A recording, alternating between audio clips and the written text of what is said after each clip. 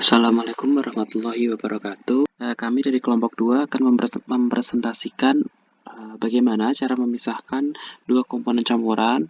Nah, dari data diketahui bahwa masing-masing komponen terdiri dari C3, C4, dan C5. Nah, ini dengan produk top, produk distilat yaitu 45 dan produk bottomnya itu 55. Nah, pertama bagaimana cara menghitungnya? Pertama, dengan menghitung fraksi masing-masing komponen. Membagi flow dari komponen I per komponen total. Di sini contohnya pada propan, kita membagi produk top T per 45, lalu didapatkan hasil 0,111 dan sekian. Begitu pula untuk produk distilat yang lain. Begitu pula dengan produk bawah, yaitu masih sama, kita menggunakan propan. Kita menggunakan contoh propan, yaitu dengan membagi laju alir propan per produk bawah propan, yaitu 55, dan didapatkan hasil 0. Itu berlaku pula untuk untuk senyawa yang lain. Yang kedua adalah mencari dew point dan bubble point. Nah, di sini teman-teman bisa menggunakan buku Carlson Richardson pada halaman 532. Teman-teman harus paham dulu key values yang akan digunakan. Nah, key value yang akan digunakan ini dari The Priester chapter 8 disajikan data key value untuk campuran tiga komponen tadi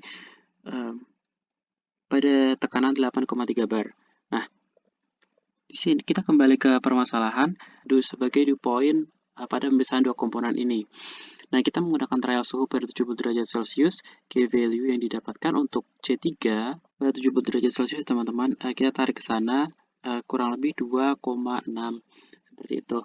Nah, lalu untuk X1 kita menggunakan acuan yang sama, yaitu Carlson. Di sini diketahui bahwa X1 sama dengan Y1 per K1. Nah, ini berarti produk dari X distilat, atau maksudnya fraksi distilat, dibagi dengan K value dari C3 tadi. Lalu didapatkan hasil 0,042 untuk propan, dan itu berlaku pula untuk senyawa yang lain. Lalu dapat kita total, X1 adalah 0,976, yang mana ini kurang dari 1, berarti suhu yang digunakan, kita tidak tahu apakah terlalu tinggi atau terlalu rendah. Lalu kita coba trial turun 10 derajat dengan cara yang sama, dengan menggunakan tabel yang sama. Di sini kita mendapatkan nilai X1, sigma X1 total adalah 1,041, berada di antara 70 derajat dan 60 derajat. Lalu kita coba trial pada suhu 65 derajat. Supaya mudahnya, K value dari 65 derajat kita asumsikan hasil dari K value 70 plus K value 60 dibagi 2. Lalu kita dapat 2,45. Lalu kita bisa dapat sigma dari atau total keseluruhan dari trial X1 pada suhu 65 derajat yang dihasilkan adalah 1,0061, dan kita asumsikan ini lebih mendekati daripada kedua trial sebelumnya. Lalu untuk bubble point masih menggunakan K value dari buku Carlson. Untuk propan kita coba trial untuk suhu 110 derajat terlebih dahulu. Nah, lalu bisa didapatkan K value-nya sekian. Lalu untuk mendapatkan X1 dengan cara yang sama. Lalu untuk keseluruhan, akhirnya untuk sigma I pada bubble point dengan trial suhu 110 didapat 1,025. Karena ini masih kurang mendekati 1, kita trial menggunakan cara yang sama pada suhu 120.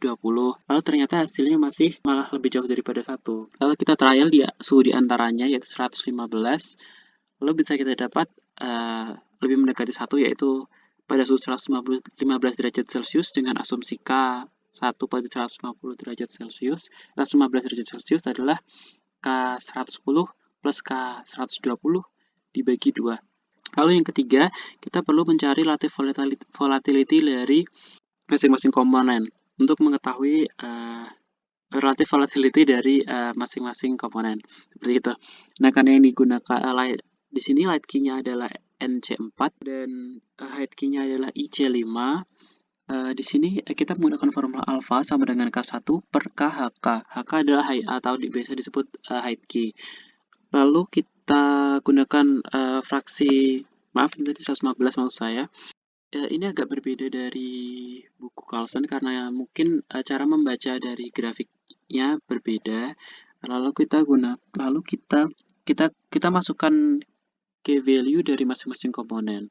Dibagi key value dari height key adalah di sini, ada di sini. Key value dari komponen, seumpama kita pakai C3, lalu untuk height key komponennya adalah 1, sekian. Ini adalah height key. Jadi untuk yang itulah untuk produk top dan bottom di sini. Lalu kita ambil rata-rata seperti itu untuk menghitung non-key component berikutnya. Lalu yang keempat adalah determine non-key component. Nah, di sini komponen-komponen selain height key dan height key umumnya masuk ke rectifying section dan stripping section. Untuk komponen lebih ringan daripada height key masuk rectifying section. Di sini kita menghitung L1 dan V1 dengan rumus ada di samping ini. Kita masukkan ke tabel dan kita hitung. Kita dapat menghitung masing-masing sigmanya seperti berikut, teman-teman. Begitu pula untuk rectifying section ada V aksen I dan L aksen I dengan formula ini, formula yang ada di sebelah kanan tampilan. Berikutnya kita menghitung flow combine key. Di sini dengan reflux 2,5 dengan distilat 45 dan bottom 55, kita bisa menghitung L dengan formula pada yang ditunjukkan pada bagian ini yang saya blok, dan V juga L aksen dan V aksen. Berikutnya dari rectifying dan stripping. Di sini ada LE dan FE, dan di bagian stripping ada LE aksen dan VE aksen. Kita menggunakan formula yang 11.46. Ini dari buku Carlson juga. Kita bisa masukkan formulanya. Lalu kita bisa mengetahui slope dari top dan bottom pada pemisahan propan dan butan.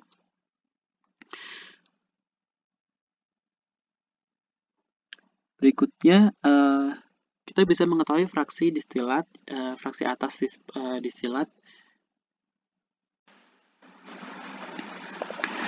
Berikutnya teman-teman, kita akan menghitung XD dan XF. XD atau fraksi distilat yang nanti akan menentukan bagian atas dari kolom distilasi. Dapat diketahui dari laju light key per laju height key plus light key yang akan dihasilkan 0,96. Untuk XF dengan formula yang sama, namun menggunakan laju light key, dan untuk laju bottom dengan formula yang sama dengan faktor membagi LK plus HK juga. Nah, berikutnya keenam, kita akan memplot data yang sudah kita hitung tadi menjadi grafik McCabe seperti yang terlihat pada tampilan. Yang pertama, kita plot dulu garis 45 derajat dengan memasukkan angka berikut sebagai data. Lalu kita masukkan juga curve line untuk memperlihatkan bahwa pemisahan dari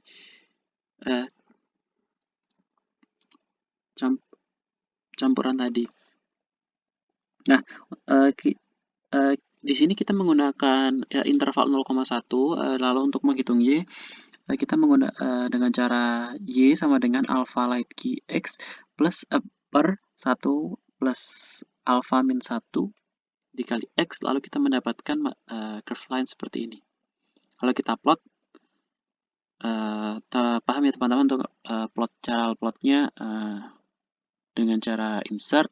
Kalau di sini kita menggunakan scatter, lalu pilih scatter yang mana, lalu insert data, dan selanjutnya. Begitu pula untuk distilat, fraksi distilat dapat dimasukkan angka sebagai berikut. Lalu akan muncul garis ini, garis berwarna orange. Berikutnya kita akan memasukkan garis, kita akan memplot garis bottom dengan data berikut 0,05 seperti yang sudah dihitung di atas. Kita akan mendapatkan garis kecil di bawah yang berwarna biru muda. Berikutnya kita akan mengeplot Q line. Nah, bagaimana cara mengetahui Q line? Kita harus mengetahui dari Q fit dulu. Nah, X fit maksud saya. X fit. Nah, X fit ini ada di tengah dan berwarna biru muda. Nah, dengan memplot X fit yang sudah kita hitung di atas ke dalam grafik, lalu kita masukkan Q line dengan sebagai berikut. Lalu akan didapat perpotongan antara garis seperti ini, teman-teman. Nah, lalu dengan perhitungan yang intercept, kita menunjukkan bahwa intercept yang digunakan adalah 0,132. Menunjukkan untuk kemiringan dari grafik ini. Lalu intercept ini dapat berguna untuk menghitungkan top section dari perhitungan stage grafik McCaptail. Nah, kita masukkan XD di sini dan kita plot, lalu kita akan mendapatkan grafik garis yang berwarna hijau muda. Begitu pula untuk bottom section, kita masukkan angka sebagai berikut, lalu akan kita dapatkan garis yang berwarna ungu muda di bawah ini. Nah, setelah kita mendapatkan garis-garis tersebut, kita akan kita akan mengetahui berapa jumlah stage yang dibutuhkan pada pencampuran. Maksud saya pemisahan. Nah, pemisahan tersebut, jumlah stage yang diperlukan ditunjukkan berwarna merah. Kita bisa tarik tegak lurus dari garis X, dari garis berwarna X dan Y, X 0,9 dan Y 0. Kita bisa tarik ini tegak lurus. Lalu setelah terdapat pinch line antara kurva dan garis lurus yang dari mulai distilat tadi, kita tarik ke bawah, lalu begitu seterusnya. Kita tarik ke bawah, lalu kita tarik ke samping sampai mengenai curve line yang sudah digambar tadi.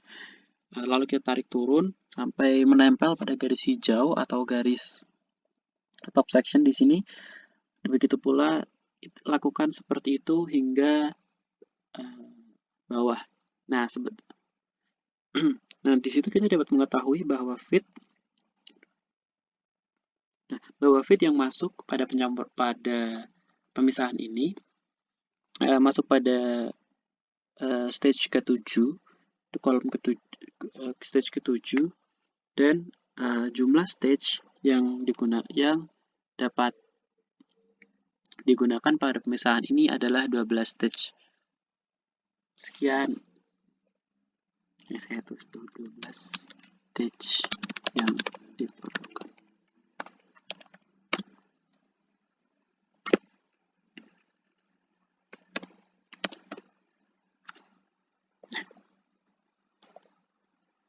Sekian presentasi dari kelompok 2. Apabila ada salah kata, kami mohon maaf. Terima kasih atas waktunya. Assalamualaikum warahmatullahi wabarakatuh.